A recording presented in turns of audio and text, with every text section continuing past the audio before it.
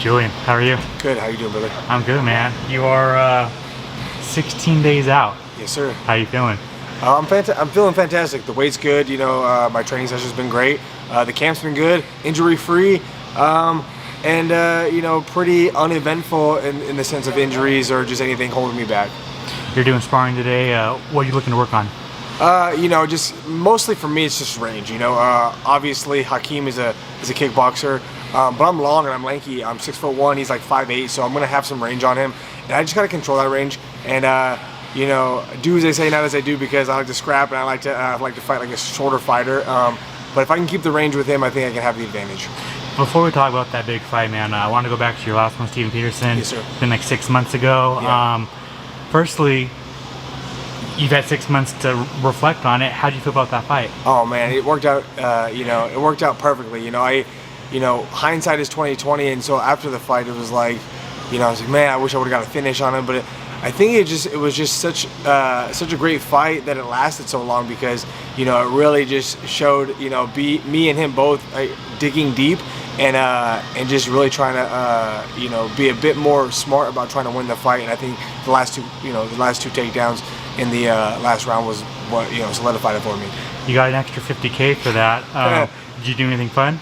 Well, you know, I bought a house with my wife, but actually I ended up getting an extra $60K because since he missed weight, I got a percentage of his purse as well. So, yeah, you know, it was, and that's one of the things that I didn't realize until after the fight. You know, even hours after the fight, obviously, because we don't know about the bonuses until after the fight. And so, once I figured that out, it was a bit more ecstatic at that time. That's awesome. It's been 6 months. It's gonna be a 7-month layoff. Was that just because you need to give your body a rest after that war?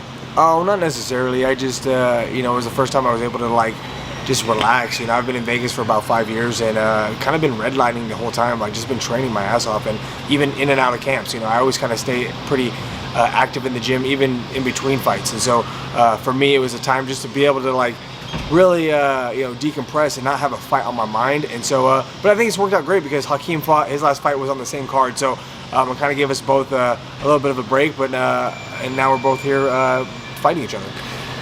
All right, well, let's talk about it, man. Hakeen Dawodu, September 10th, UFC 279. First fight in front of a crowd on this with your second stint in the UFC, yes. Man. Are you excited? Oh, for sure, especially being on the you know, the Chimaev and Diaz card. Last time I was actually at the T-Mobile Arena fighting in front of a crowd, it was Diaz versus McGregor. That was short notice, and you know, Diaz shocked the world, and it was a big upset, you know, by choking McGregor out. So who knows? Maybe he does it again. And I lost that night, but I feel like it's a chance for redemption on my end. Awesome, man. Awesome. What do you think of him as an opponent?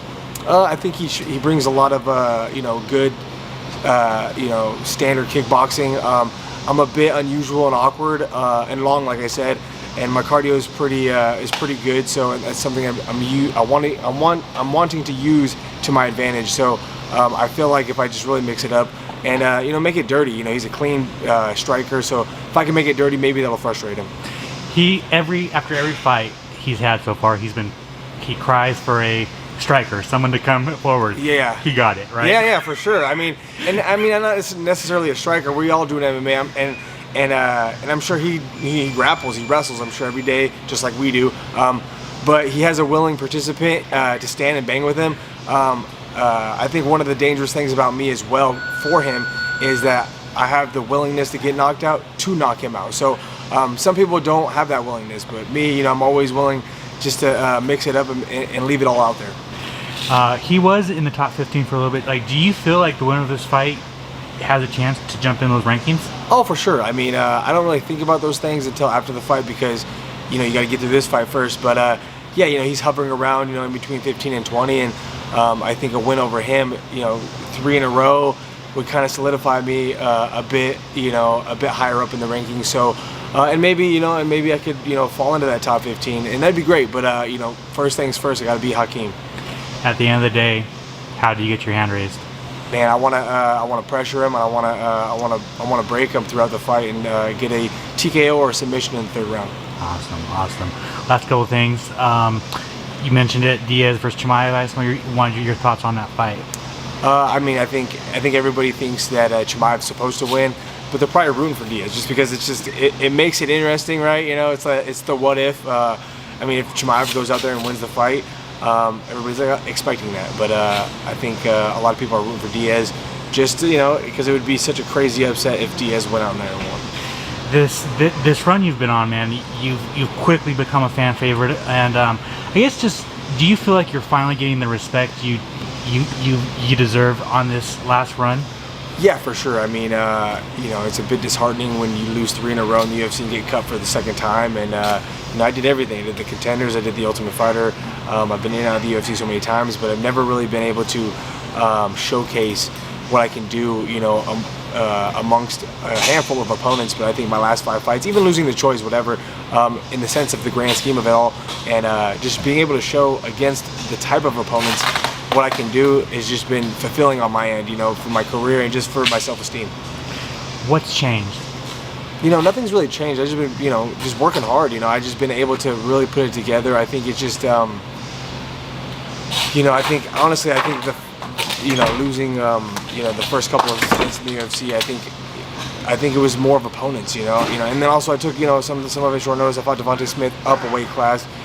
Short notice, and then I fought Grant Dawson, and I was actually on antibiotics in that fight, and then fought Julio Arce, and I thought I was winning that fight before I got knocked out. So, circumstantial things happen, and you just got to roll with the punches, and I could have easily stopped fighting at that time, but decided to just keep working hard, and it eventually happened, and sure enough, it has. And I think I'm probably the only guy in the UFC that's been rehired 3 times, so it's been pretty amazing, and the story's pretty cool. And finally, Paddy Pimblett, man, is that a fight that you want back? I mean, I would love to fight Paddy, and I wouldn't mind fighting him at 55. I'm just a featherweight, and he's, he says that I'm big enough to move up and fight him up there. I think that's more of an excuse on his end. But then again, I mean, the guy balloons up pretty big, so I can see how it's really hard for him to make featherweight anymore. So I would fight him. He's one of the exceptions that I would fight at 55.